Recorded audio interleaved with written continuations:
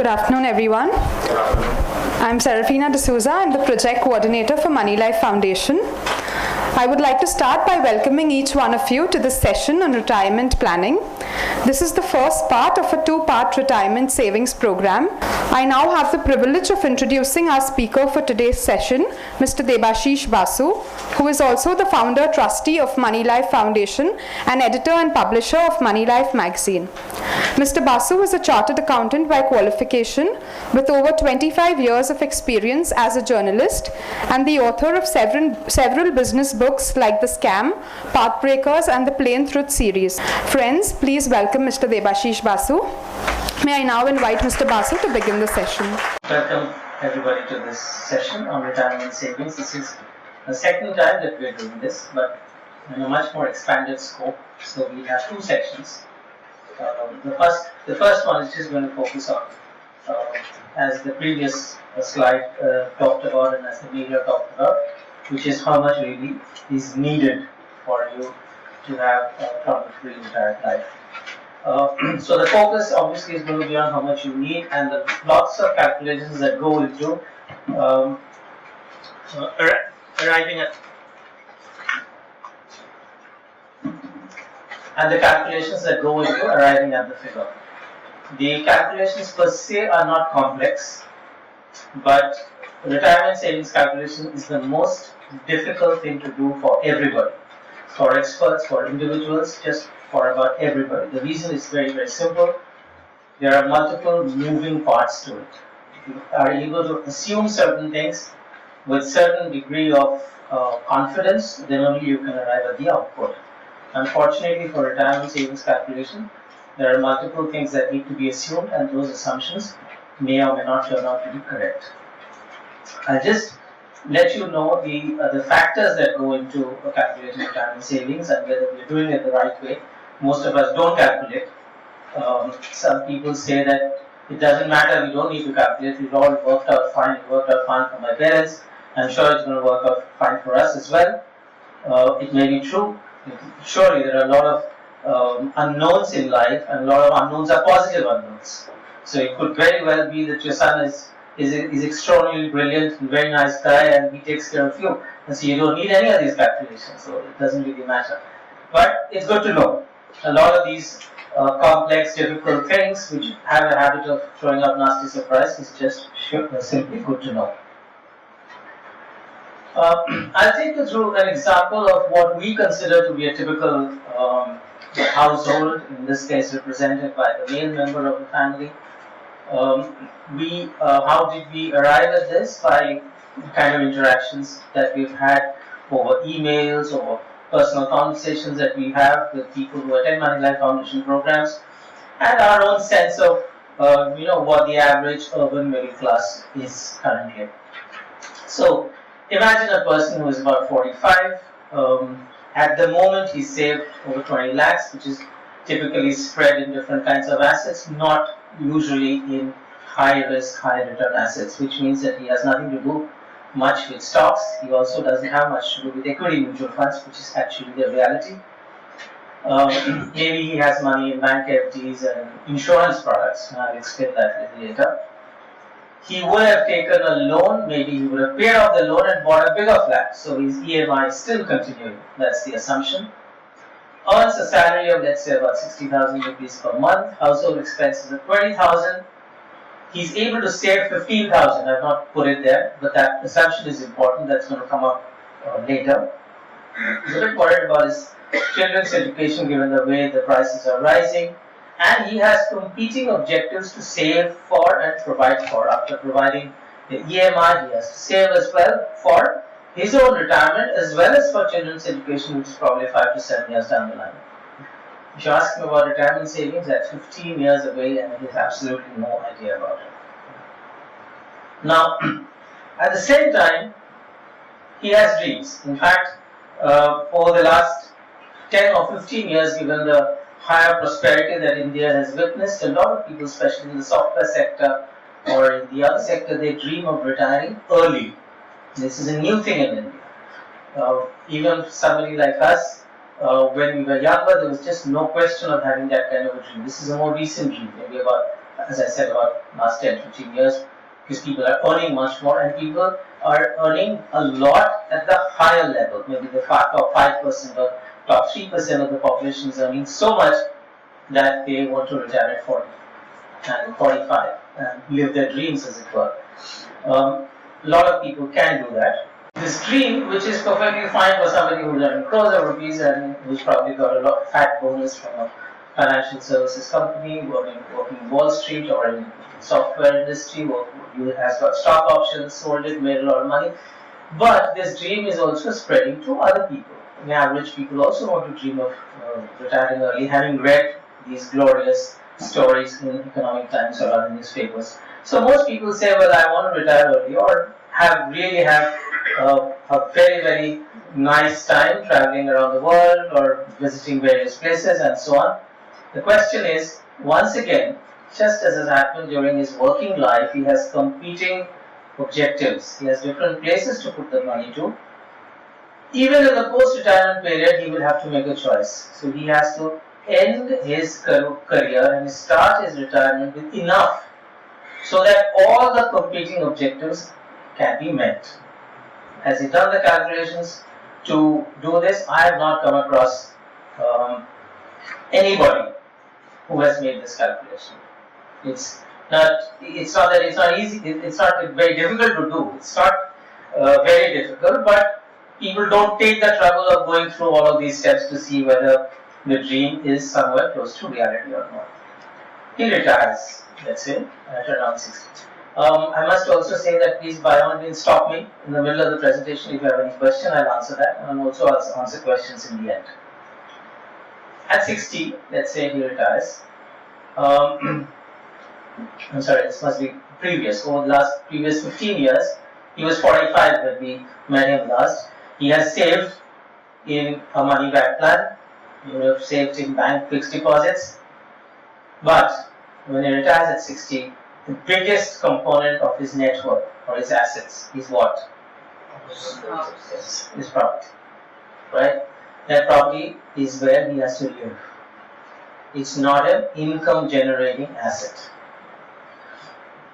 He retires at 60 and he lives for another 25 years, which is not difficult to visualize. In any social gathering, when you go to, you will see people who are 80, 85, they are perfectly fine, healthy, and it is the government statistic across the country of longevity is now 67. And this includes people at the lower sections of the population. The government does not do a separate survey and report the numbers separately for urban people.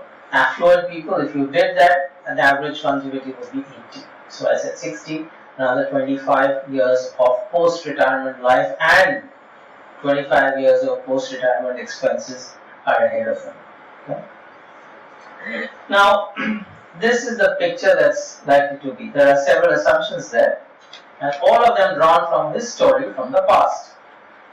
If you remember in the earlier slide, I mentioned that he has about 20,000 rupees per month of expenses. Okay, he's got 20,000 rupees per month of expenses. I haven't mentioned that he's saving 15,000 rupees also.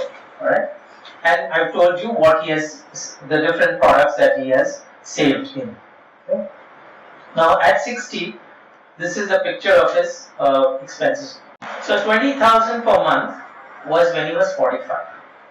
Over 15 years, at an inflation rate of 9%, when he's 60, his expenses have already gone up to 72,000 rupees per month.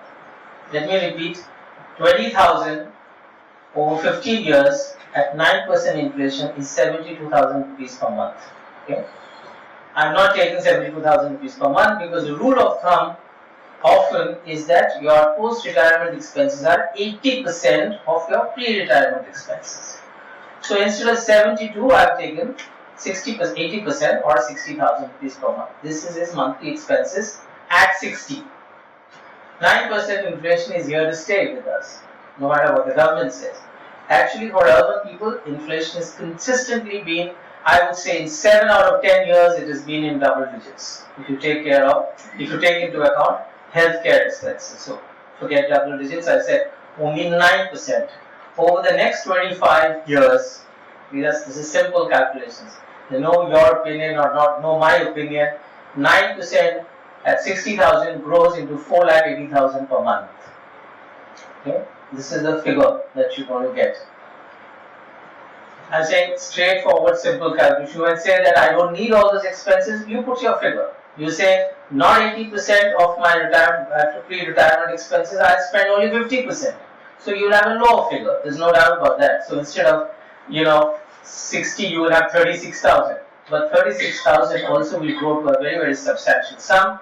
And I would say that will be close to about 2.5 lakh rupees. This is my set. You can do the numbers later. Roughly, every 8 years, cost is going to double. So we can do the calculation straight away. 35,000, 8 years later, at 9% is going to be 70,000. 70,000, another 8 years later, that is 16 years later, is going to be 1,40,000. And that another 8 years later, it straight away is going to be about 2,50,000 or so. Okay, so my number was not off. So that would be your expenses at 9% inflation. This is not going to go anywhere unless you are able to economize very, very, very drastically. I must share my personal view on this, that 20,000 per month is a rather conservative figure for somebody who is earning 60,000 rupees per month. It's not too expensive. We are pretty close to what actually would be needed even at the post-retirement stage. This figure is something that is pretty close to reality.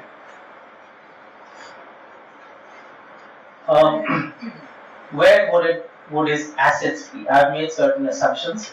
In the first list of assumptions of Mr. Kumar in the very second slide, I had said that he has about 20 lakhs of savings. Okay, that 20 lakhs of savings obviously has grown, and it has grown to a certain level. That's the next slide. I've also said that he is saving out of that 60,000 rupees per month. He's saving 15,000 rupees. Now, my personal knowledge of all those people who interact with us is that no matter what product they are investing in, they are necessarily not investing in equities or investing in equities in a systematic manner or equity mutual funds in a systematic manner. Their product of choice is recurring deposit or ad hoc fixed deposits. So the money keeps growing in savings account, and then one fine day they say, hey, I have got 3 lakhs lying in savings, what should I do? Put it in FD. Okay? Now, somebody who earns 60,000 rupees per month is fully taxable. So any income that he makes out of his savings would be taxable unless he makes tax savings investments. Bank FD interest is taxable, subject to a very small amount, limit. So, in this process of keeping the money in bank, let's say if you put it in Yes Bank at 7% of savings or Kotak at 6%, they're advertising heavily. 6%, most of it is taxable. Then it moves to a 9% situation. Even 9% is taxable, alright, subject to a very small limit. So 9% at 70%, which is post-tax return, is 6.3%. I have assumed 7%. Okay, this is where the bulk of the savings is going. Some 14-15 lakh crore of savings are lying with Indian banks, which is our savings are lying with Indian banks. Next product of choice which takes away a lot of money from the savings is insurance products. In technical terms, these are traditional insurance products, which is what? Money back, whole life, these are the kind of plans, child plans. All our calculations, in every single way we have calculated, we have not been able to arrive at a return from insurance investment at anything more than 7% post-tax. The reason is very, very simple. Because insurance companies take money from you and buy debt instruments to keep your money safe. They put only a small amount of money in equity. In traditional plans, they will not even do that. There are some debt ULIPs and so on, but bulk of this money, which is money back or whole life or all of these plans, the traditional plans have to guarantee you X amount of money after 10 years. for anybody to guarantee you anything, the money that they take, that principal has to be safe. Safety can come only from debt instruments, safety cannot come from anything else, because only debt instruments over the long term are able to guarantee the safety of the principal, unless of course the country goes bankrupt, and that's a different story. So whether you put the money in banks or you give the money to insurance companies and they put the money in fixed income instruments, the net impact is the same. Your earnings are from a fixed income product which is necessarily low and most of the time necessarily taxable.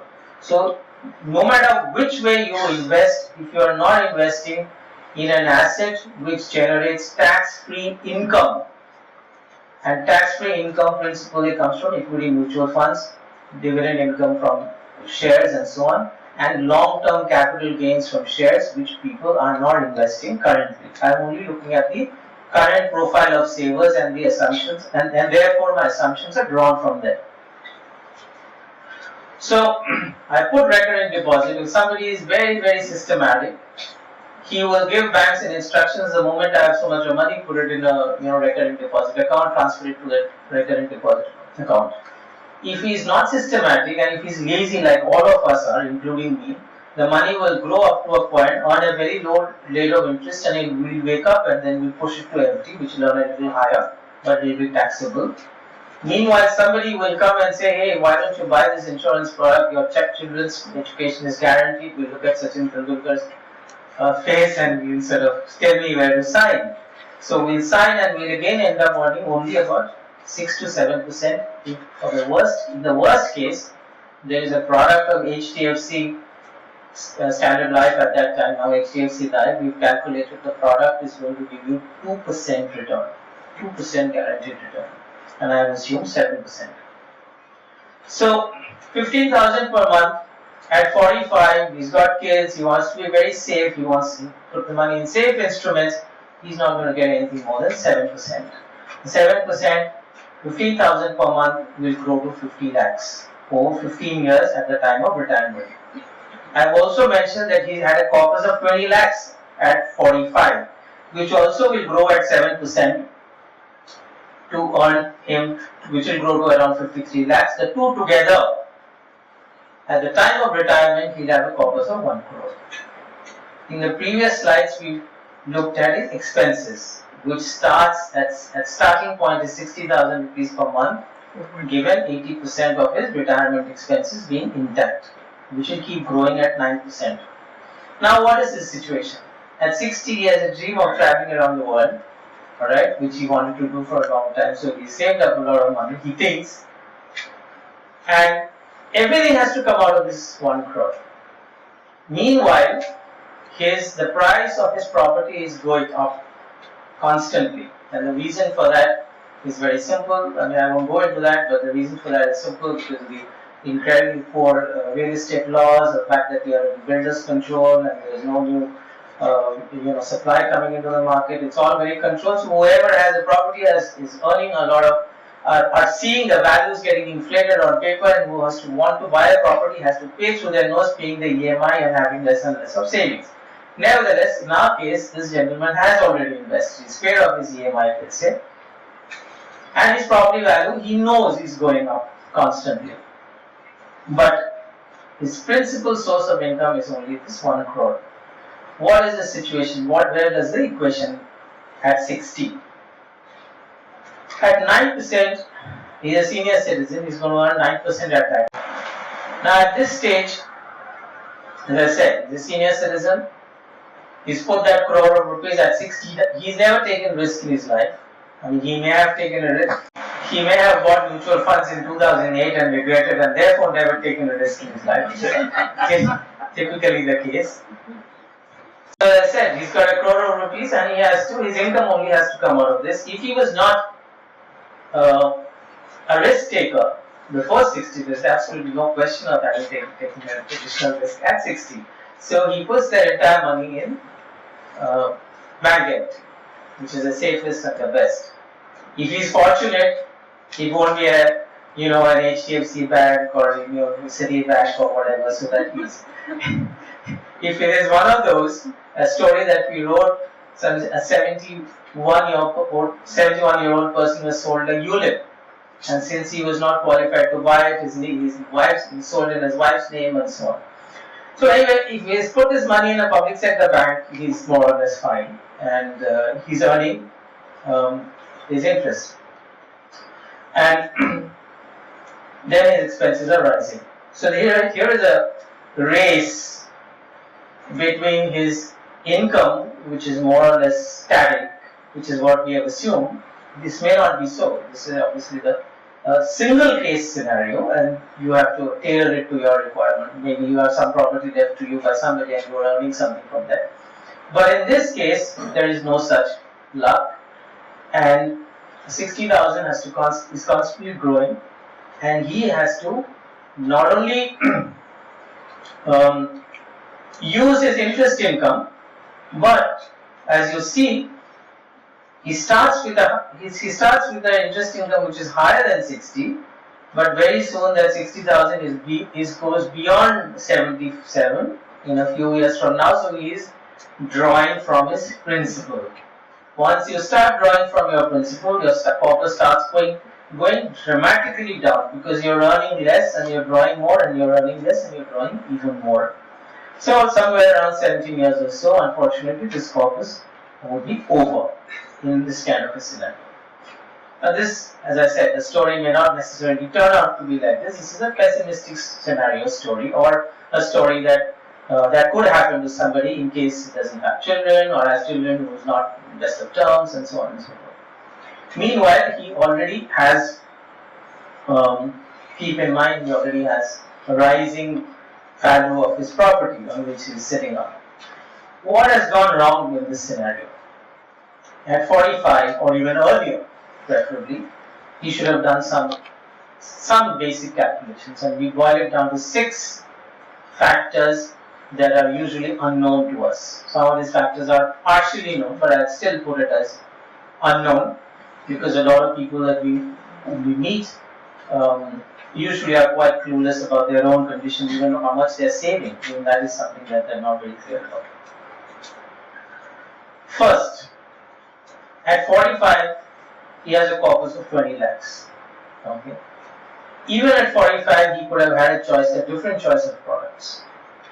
So, in our case, which may be the worst case scenario, not really the worst case scenario, meanwhile, if he had gone and bought some Ponzi scheme or something, he loses his capital. This is really a normal scenario where he has protected his capital. He's not taken undue risk, and he has managed to protect his savings and his capital, which is not a bad thing. It's far better than losing your capital. But he nevertheless chose wrong products. He may have also said, yes, we need to know more specific thing about the condition, but maybe not 15,000 out of 60,000, which is not a small number, but maybe he should have saved more, because he's given his current condition finally, or he may have done both. Wrong products, less savings, really a very, very difficult combination. Number 2, in this case, we have assumed that he's lived till 85, and even then, money goes, in our case, is much less than if there is a shortfall. Key issue is, what if Mr. Kumar lived for another 5 years? My father is 92. Okay, and it's something that we all have to deal with. How much, and this is one of the biggest unknowns, and it's always going to remain an unknown. Among all the 6 factors, not knowing till when you need your money is simply unknowable. You'll never know. It could be 70, it could be 89. You don't know. This would be an irrelevant issue, as would be a lot of things if you are part of a joint family setup, or if your kids are living with you and they take care of you, and so on and so forth. And you also would like to leave your assets. The problem and the solution will be dramatically different if it's the second case. I'll give you one small thought, which I probably elaborate in my second part when we announce it. At 65, what if he had invested maybe 15% of his money in an equity mutual fund? It sounds incredibly risky thing to do, right? he's 65, he's fairly advanced age, and you're asking to invest in equity mutual funds, which is so incredibly volatile. But if he's going to anyway leave that part of the asset to his kids, and anyway he's in excellent terms with his children, and anyway they take care of him, the life of his life could be another 20 years. The life of that equity mutual fund goes much beyond. They become the life of his children. And if you give 15-20 years to a good quality equity mutual funds, it's certainly, the kids will be really happy. 15 years after you get, my dad has done such a great thing, look at those, I bought it, this was the NAV, this is now become the NAV. So that's it. Yes. Question here. We're talking of equity mutual funds, but the rating of these equity mutual funds keeps changing. How can you say that equity mutual Not in Moneylife. You need to be a subscriber, then you will get the best. Okay. Because it says long term, but the lifespan of a mutual fund also keeps changing. No. See, I'll give you an example. What if they close down? If they close down, the assets are bought over by another mutual fund. So nothing happens to your assets. Your question is, what if the mutual fund closes down? There has been no case in India, not even in case of a bank. Global Trust Bank would have closed down and people would have lost money. Even that hasn't happened. When a mutual fund closes down, it's a very, very orderly process. Usually has happened because a foreign mutual fund has decided to go out of the country for whatever reason, which let's say Fidelity has decided. They find a buyer, the assets are transferred to the new buyer, and you become an investor in the new fund. Nothing happens to you. Whether you want, and you are given an option, whether you want to continue or not, whether you want your money back or not, it's entirely up to you. Nothing happens to your principal. Without any exit loan. Yeah, without any exit loan. That's an interesting point. So you don't even have, you're not charged also for anything. For the service people, why are you not considering the VPF, voluntary provident fund, As a monthly contribution? no, this is not. This session is how much you want, how much you need. It's not about how to get there. I'm saying, what about the interest-free income? Which is You invest in a VPF as a monthly thing, as an EMI thing, and continue that till you retire. you can do that, but your rate of return is not going to be dramatically higher. It's never going to beat inflation.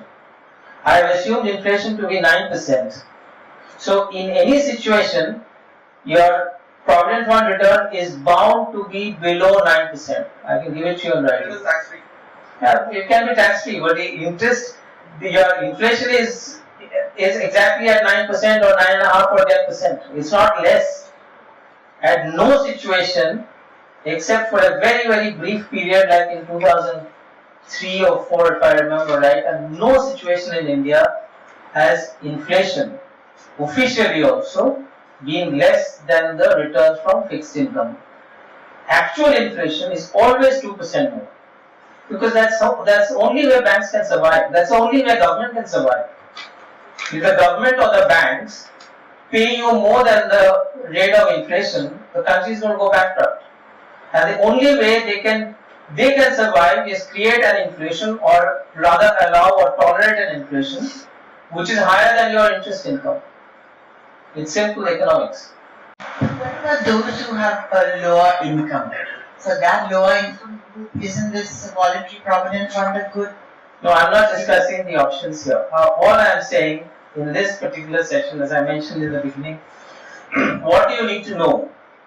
And where do you land up if you do not know the 6 key factors as I have defined over here, in case you're in a post-retirement stage. At the next session, I'm going to discuss all the options that are available to you at different stages of life, preferably at a much earlier stage, for you to get to overcome all of the issues that I'm detailing over here. Okay, now I'm sure this is a long list. I just wanted to emphasize 2 things. Sir, means some inflation instruments, So they will protect this one, the inflation The government already and the had interest rate. the government already had, I'm told, an inflation, what is called inflation protected security. It didn't work. It is trying to come up again with it. We will see how it works, but right now there is no option. Something like this is there in the US. It's called Treasury Inflation Protected Securities TIPS. So there is nothing like this in India currently. But this budget, the government has announced that it's going to push again for that. Okay, now the composition of your expenses change at the time of retirement and later. If you see, I have put elder care as number 2 over there. My personal experience is that beyond a certain age, elder care could be even number 1 expense. Alright? And this is very simply because people are living longer, need assistance, we may need 24-hour assistance, and a large number of people are requiring this, and therefore there is a huge demand for good quality maids or good quality ayahs to come and stay 12-hour shifts and so on. I know that because we use them in our house in Calcutta. And the cost of this is the single biggest cost today, at least in our household. It's even more than food inflation. And if you do not, the reason I'm just showing this slide is that if you do not calculate the different periods through which the composition of cost is going to change, then you are most likely to underestimate the costs, especially the costs of later years. Very simply, the cost that you incur at 59 is different from the kind of cost you incur at 75 is different from the kind of cost you incur at 82 or 85 and so on. And the numbers can be quite large at an advanced age for different kinds of things, the healthcare costs and other kinds of eldercare costs. So, post-retirement expenses have to be calculated. This is unknown. This is another unknown for us, and the reason it's unknown because we are not calculating some of these things that are coming up now, which was not there earlier. There used to be always somebody or the other at home. When we were young, I mean, I've seen, it was not exactly a joint family, but there's always somebody, there's a relative next door, his kid, or there's somebody to help. There's no such help currently, especially because we have nuclear families. Now, on top of this, if you have a desire, please cost it separately. In our case, Mr. Kumar wanted to go around the world. Even that is pretty expensive, and this comes on top of all of these costs that we are talking about. Now, why have I put these 2 numbers on the screen? Here is a very interesting new dimension. All around the world, and a lot of things that we do we've learned from Americans, from American financial planners as they call it. And there is a rule of thumb in the US, which a lot of people are applying here, especially wealth managers or people who've done what is called a CFP and stuff like that. They assume that you would need 80% of your expenses at the time of retirement to continue. So as I explained in the previous slide, this really makes no sense. It could well be that your expenses are much more at the time, at a certain period of time in life when some of these costs which are not there earlier would become standard part of your costs, okay, even if you don't want to go out or eat out or so on and so forth. I mean, I can certainly see that the costs of my parents are much more than what the cost was when my father had retired. There's no doubt about that. But there is this 80% has been challenged by a professor. Okay, he had a completely different perspective. He ignored this actual expenses and its 80% business, and he did a survey. He went and asked senior people that what would you want to spend on? What is your desire? Where do you want to spend the money and how do you want to spend the money and so on? These are not outrageous desires. It's not that I want to own a palace in Scotland or something. Nothing like that. Simple, additional desires. Forget what you have. Where would you like to spend and how much would that be? He's done a survey of some 550 or not a small one. He's added up all of that and he's found a figure of 135% from the post-retirement level. So if you're spending 100 rupees at the time of retirement. Post-retirement, if you have to really live your retirement, there's a lot of ads today talk about, whether it's HDFC or SBI or whatever, they say live your retirement. That's the dream that they show you, and buy their insurance products to get there. You would need 135% of your, meaning if you are spending 100 rupees, you have to spend 130 rupees, 35 rupees to actually live the retirement. And by the way, that's never going to come from insurance. So that's another story. Second part of retirement spending, of course, is the smooth curve that I showed you, and the smooth curve that a lot of people show you. Nothing is smooth in life. So we've added a small element of complexity, the blue line, which shows roughly an upward journey from what the norms would tell you, what the theory would tell you, but quite a jagged line. It goes up and down and suddenly shoots up because of maybe a health emergency and so on and so forth. And those inevitably mean drawdown. So in our previous example, until now we have talked about a situation where Mr. Kumar is 1 crore, 1.03 crore. Okay. Technically, if he had 1.66 crore, it would have been fine until 2025. I said he falls short, okay? He would not have fallen short if he had 1.66 crore. But even then, there are these shocks that he has to take into account, and which is why his income level has to be not just what a smooth line determines for him, but something that shocks determine for him. And that is the reality of life. So he has to have much more than what even this. Now we come back to his asset mix. As I mentioned, he's got a 5% investment in mutual fund. Maybe somebody made him buy that and he's still stuck with it. Insurance policy were 10%, fixed deposit 20%, value of his property as a proportion. These are not proportions. Liquid assets 20% may actually be 80%, alright? But if his total net worth is about, let's say, 2 crore, then 65% of that 1.3 crore is the value of his property. Okay? This kind of an asset mix is going to be extremely common. It has already started being common.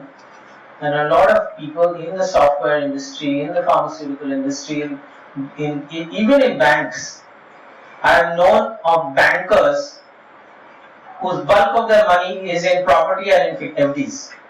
They might sell you insurance and portfolio management services, but their own money is in banks and property.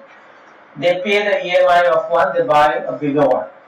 They pay the EMI of a bigger one, they buy a second home, which is a very common thing in 2005, 6, 7 and so on. You hear about it much less now.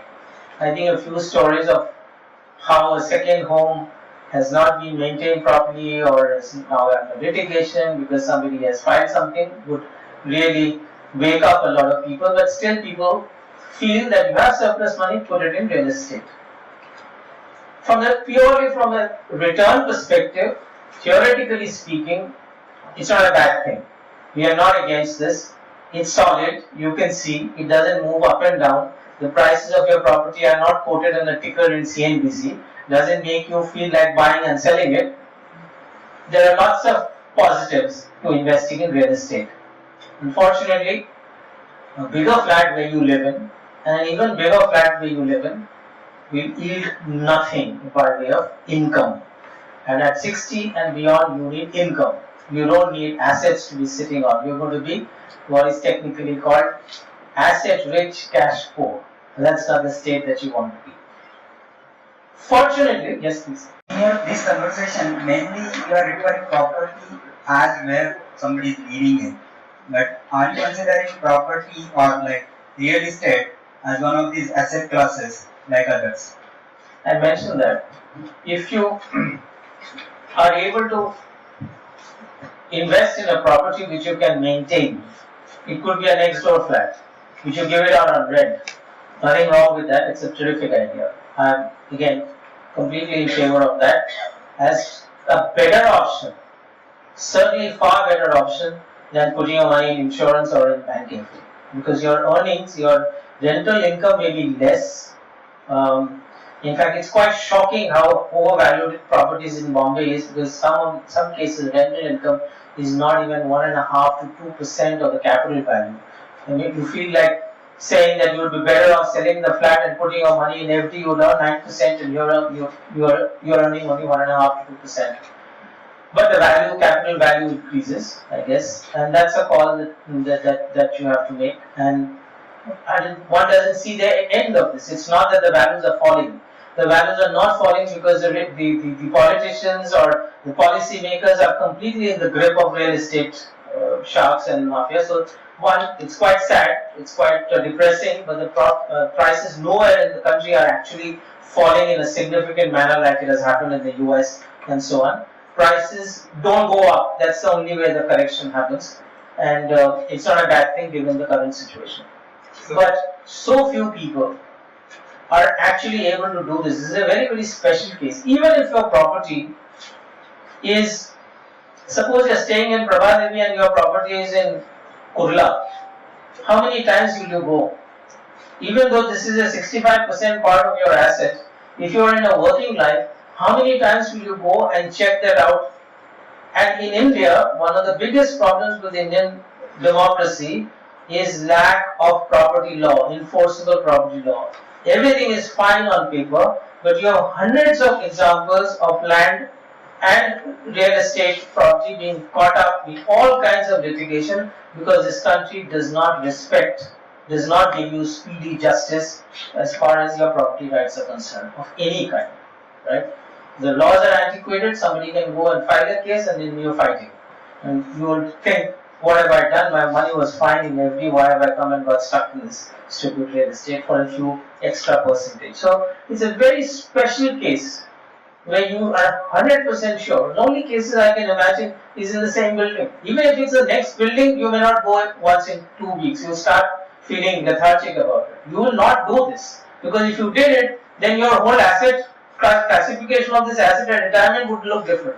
It would not have looked like this if you were so active and so careful about money. Most of us are not. Well, that's human behavior.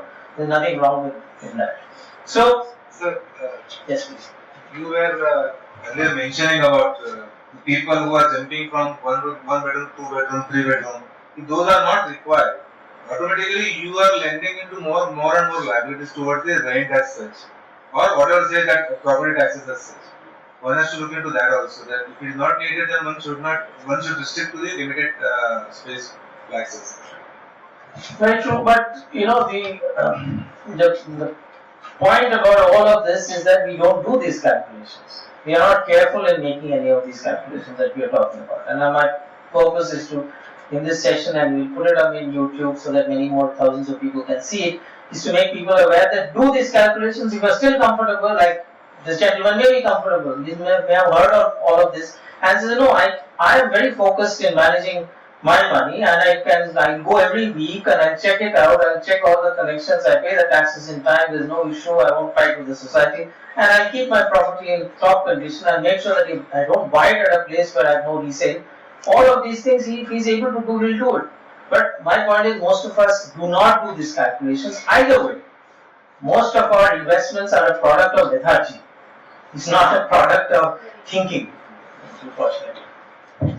So, you are talking about this assets at retirement, value of property. What about this reverse mortgage? I was just coming to that. Yeah. I was just coming to that. So, as I said, bulk of his money is in value of property. Fortunately, I've just started saying fortunately, he asked the question, and after that you are. Fortunately, there is a way out. The National Housing Bank and Central Bank have all come together. With LIC, they have come together to launch a product which is called reverse mortgage. The reverse mortgage comes in two variants. You have to decide whether you want the property back or not after your death. If you don't want it back, then you get higher per monthly income from the bank. The reverse mortgage, because the earning is significantly more. So for a 50 lakh property, you might get 10,000 rupees a month. If you want the property back for your legal heirs, and if you don't want the property back, you will get 17,000 rupees a month. So it's quite a significant figure. The Reverse mortgage works perfectly well for certain kinds of people who do not want to leave it to others. If you want to leave it to others, the amount of money that you're going to get is not much. Earlier it used to be some 3,500-4,000 rupees. So you put your 50 lakh property, you get 3,500 rupees, it makes no sense. Now it's about 10,000 rupees or so. So the amount is not large. If you want your property back after of that fund, you want it back, meaning if you want it to be passed on. If you have nobody to leave your assets to, then it still might make sense because you get a lot more cash in your hand and it's not a bad deal. Unfortunately, the sad part is that this is not being pushed. So charges are quite high. What happens for a product that is not popular, because banks have not pushed, it's not popular, there certain costs have to be maintained, so they charge you some 1.5% or so of the value upfront and so on. So if you add all of those charges, it almost seems that they don't want to sell this to you. We need to make that product popular. And I believe that a lot of people, millions of people are going to be, over the next 15-20 years, going to be in a situation of asset rich and not cash poor exactly, but low in cash, because today nobody is investing in equity mutual funds. Nobody is investing in stocks. I know of one of Sucheta's relatives, absolutely low middle class kind of a person, a middle class kind of a person, who very sweetly smiled one day and said, I have educated my kids and I've got my daughter married with my stock market investments. Okay, this is about 10 years ago. And he's bought all the Farah stocks at that time and held on. Hindustan Lever, this that he had bought at virtually throwaway price. There are more such people I used to find earlier. I don't find them today. Even whether you among educated people, people are investing in assets which can grow over a period of time. Even blue chip stocks, if you buy Nestle and hold it for 10 years, surely it's not going to give you anything less than bank equities, but people are not doing it. Anyway, that's their choice. But the point is, after 15-20 years, they're all going to be sitting on this large real estate assets and they're not going to be having post-tax income or post-tax capital, tax-paid capital, right? So we want to take this up. We have written, different letters, memorandum. We send memorandums. So to join us, we want to make this reverse mortgage product popular because that is exactly the product people are going to need about 10-15. They already need it. The need is going to grow exponentially, and then the products have to be fast. Approvals have to be faster. There has to be fewer regulations in this. It has to be regulated by somebody like National Housing Bank, which is a RBI subsidiary, and most importantly, the charges have to come down because no financial product can deliver benefits to the customer if there are charges. Okay, so like a load or entry charge or whatever, some of these things just kill a financial product. So we need to join us, write mails to us. We will sort of create a move on this in this direction. The time is definitely come. As I said, if this is his asset composition, this asset, except for the real estate part, is not going to grow in a significant manner over a period of time. Even real estate is exactly like stock market. It grows very sharply when you are in a situation of lower interest rates and economy is doing well and so on. And then real estate rates also stagnate. In fact, there is no systematic study. It is my guess. When you ask me, I told you it is my guess that is going to do. It is going to give you an overall return of income plus capital appreciation of slightly better than bank deposits, but I have no way of proving it. It's not that I have gone and done a 20-year study of real estate price trends and I can prove that. But the fact also is that in 1992, the cost of real estate in Nariman Point was 20,000 rupees a square foot. In 2003, almost 10 years later, it was 8,000 or 9,000 rupees a square foot. It was down, the prime real estate in India was down 50% over 10-year period. This also has happened in this country. If you buy it at the wrong time, it takes years to get that appreciation. And if you don't get that appreciation, you are only getting a 2% rental yield, remember. And when you look at it, the opportunity cost, which means for those 10 years you got 2%, you got only 20%, the guy has put his money in FD, over 10 years on a simple interest basis, he's got 90% at 9%, and you got only 20%. For you to make this up, the capital appreciation has to be significantly more after 10 years. And I don't know of any study which can prove that over a long term. Where stocks there is a data, there is international data, there are domestic data. Yes, please. Yes, there's a question. Please. I heard you mention 2% rental on commercial property. Because we're talking about the Nariman Point example, and then you said that if the property prices fall, all you'll get is 2% return by way of rental. Let me repeat what I said. There are residential properties today in prime areas like Pali Hill and Bandra, where you are not getting more than 1.5 to 2% yield on the property value, which means if your property value is 10 crore, you are not getting more than 20 lakhs as rent. That's what I said. Which means that your capital appreciation on an average has to be 7% compounded year after year for you to make up for the low income that your property is generating. That's what I said. Right. So that is the point, that most people who tell you to buy property, and a lot of chartered accountants and financial advisors tell you the second home, they give you, or they sell you 6 to 8% return on residential property and 10 to 12% return on commercial property. So that's all humbug, is it? If you are able to share a data which is about a 20-year series, if anybody has done any analysis on a like-to-like basis, what I mean by like-to-like basis is this. You take a 2-bedroom apartment in Pali Hill of 1990, calculate the price, calculate the rental yield in 1990. Take the same 2-bedroom apartment in 2013 today and tell me over this period of 23 years what has been the increase in the property value and what has been the increase in the rental value. And unlike stocks, where you buy Reliance and somebody in Ahmedabad buying Reliance is the same company, same share price, here you will have to do it across the country on multiple locations for you to come to an average. It's not enough for you to say that in Bandra this has happened, then everybody will only say that give me a 2-bedroom property in Bandra, because this may not have happened in Cochin for all you know. So you need a large enough countrywide database of a movement in real estate prices and rental prices for you to sell me that 6%, 13%, 5% nonsense that you're talking about. Even the regulator does not have this figure. National Housing Bank has started documenting movement of real estate prices only in the last 3-4 years ago. Not a single person who is selling this can prove this to you. I'm only saying give me a proof, and the proof cannot be of the last 3 years. The proof has to be of 20 years at least. Thank you.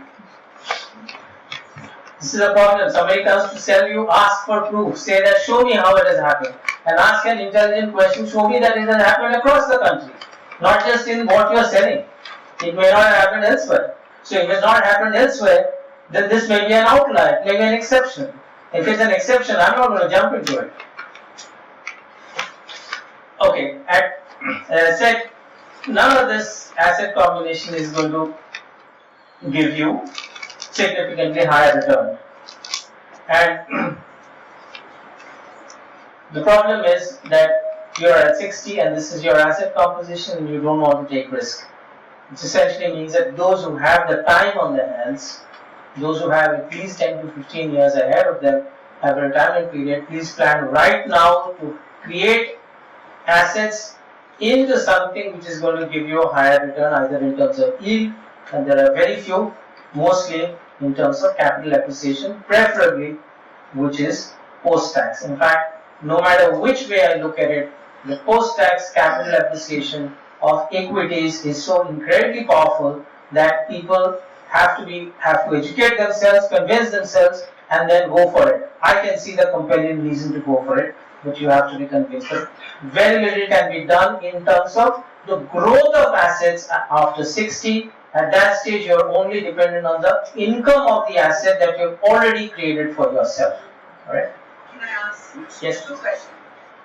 Taking off from where the gentleman in the next room asked, are you then saying that rentals are definitely gonna go down because there's so much building coming up? No, I've already mentioned that the policy makers and the ministers and everybody is in the grip of real estate mafia, which is why there is a vested interest to ensure that the prices don't crash.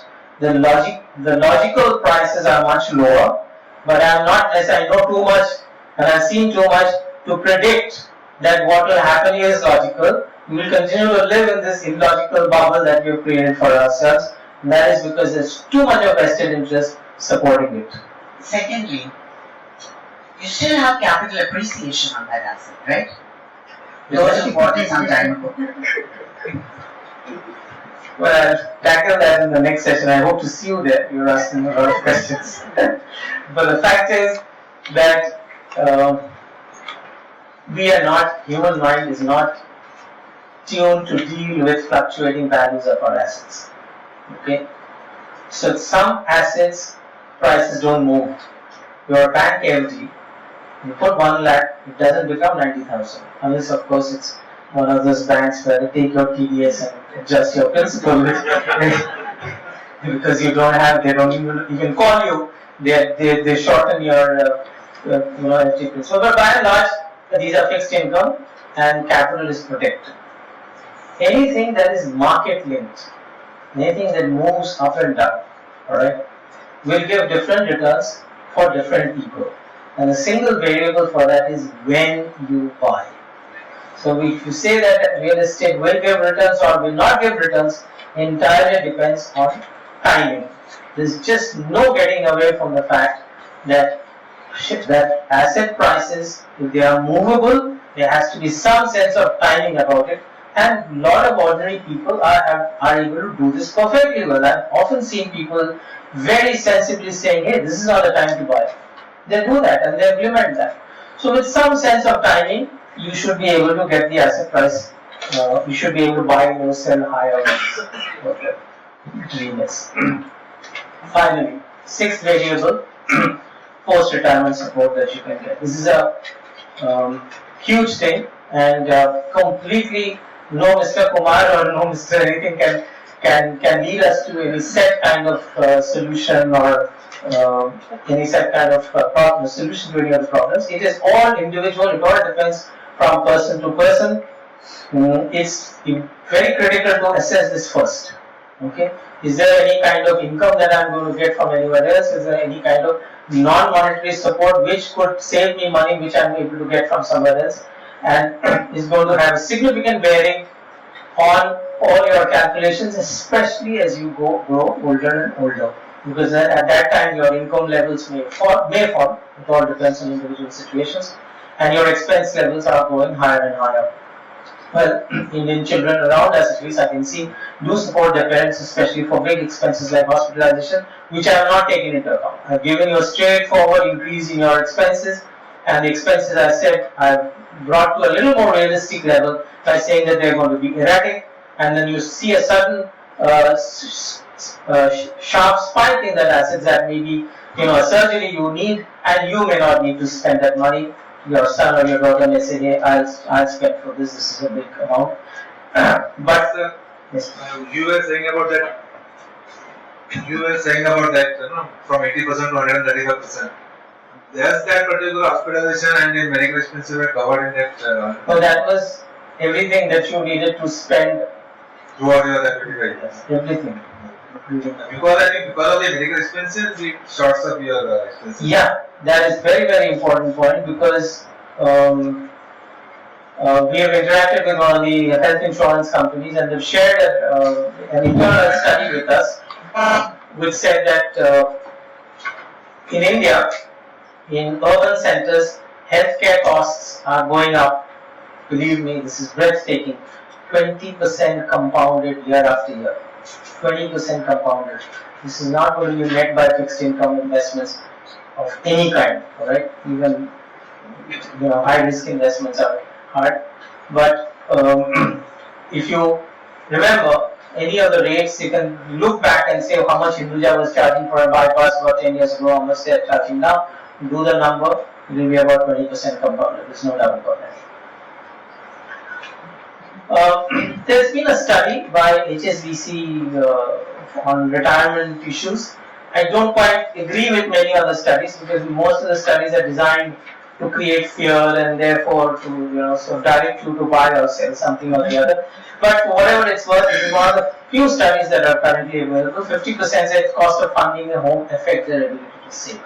So this is very interesting. This is that if you are saving X amount of money, that money has a choice of going into various asset classes, whereas these people are putting the money, most people are putting the money into property, not only because they think that this is an investment is secondary, they want a better place to live, they want a bigger place to live. That's why such a large amount of money is going there. If money was going as a matter of a strategy, that you decide, well, this is where I'm investing, I'm not investing elsewhere, this is how it will grow. All the calculations that I've shown, real estate prices go up 10% compounded, I know about it, I've seen it, therefore I'm putting it, it's one thing. But that's not how this money is going. And therefore what is happening is that the ability to save in other forms of instruments, especially those that go up and down and make you lose your sleep, people are not doing, although they are pretty stable over the long term. 49% are motivated to save towards retirement due to fear of not having money to live on later in their life. Okay, and all this happens as you're getting closer to retirement. Big expenses, children's education is a big obstacle to saving more for retirement. I mentioned right in the beginning that you have X amount of money, that is your salary. Most of us are salaried employees, it can't be expanded at will. You can change a job and get a higher salary, but even then that's a fixed amount until you change to your next job. Everything has to come out of that. All your expenses have to come out of that. Children's education have to come out of that. EMI for the home have to come out of that. Retirement savings also has to come out of that, but we don't think about that as a separate individual item that we must provide for. Okay. There's a pretty recent report of February 2013. Now, among all of these things, you obviously would be able to know what you can do or what you can control, what you cannot do. Just to make you a little more aware, how much you save and invest is entirely in your hands. Okay, it's not in the hands of any external force. Future income based on where you invest so that you get a higher income also is entirely in your hands.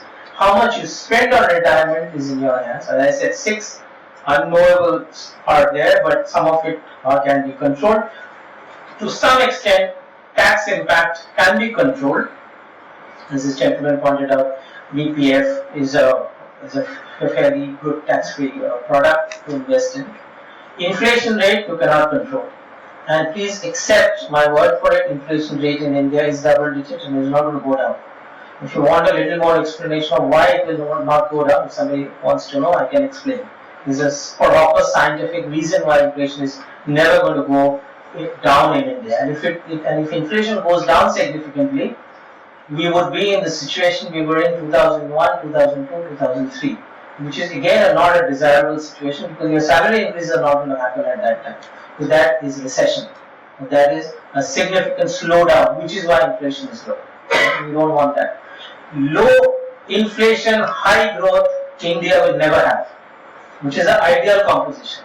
The best governed countries in the world have a growth rate which is higher than inflation rate. India is never going to have that because India is not governed well enough. Right?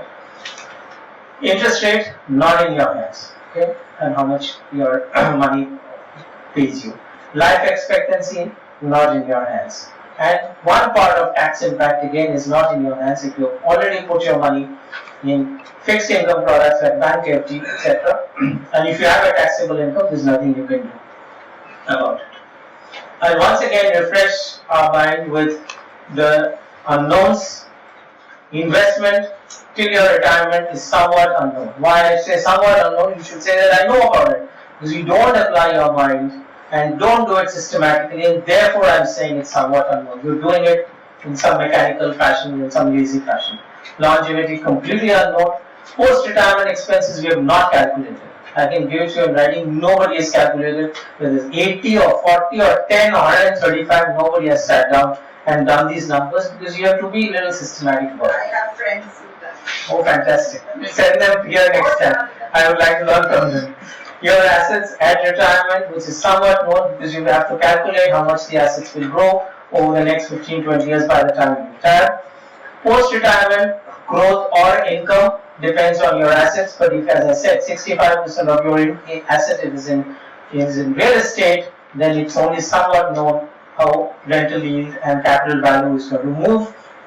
Post-retirement income or support is also only somewhat known because you don't know how your children are going to turn out to be, which is a significant source of support for all of us.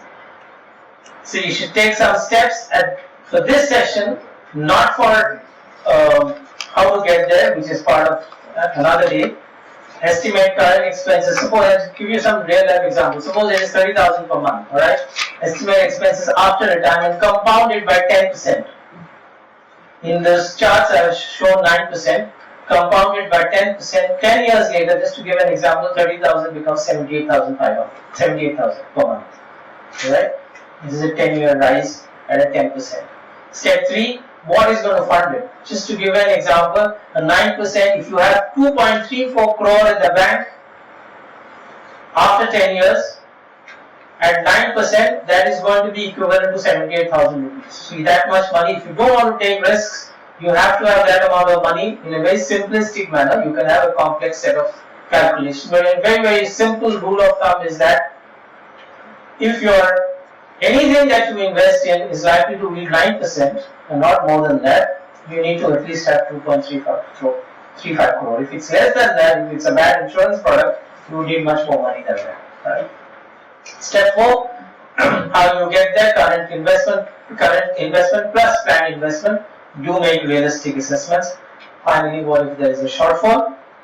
I think we will discuss some of these cases next time that you come with actual live examples. We will take some, make some assumptions. Give me some set of things. If you want to mail me in advance, that's going to be fine. Then I can sort of, even if you want it done on an anonymous basis, I can do that. Mail me any of these factors that I talked about, which is so much of savings, so much of expenses. This is my existing savings already, and what should I do if there is a shortfall or not, and what should I do if there is a shortfall. You just mail at foundation@moneylife.in, right? Foundation@moneylife.in. Mail me the actual details and change the name if you want to, and discuss those cases next time. Thank you very much.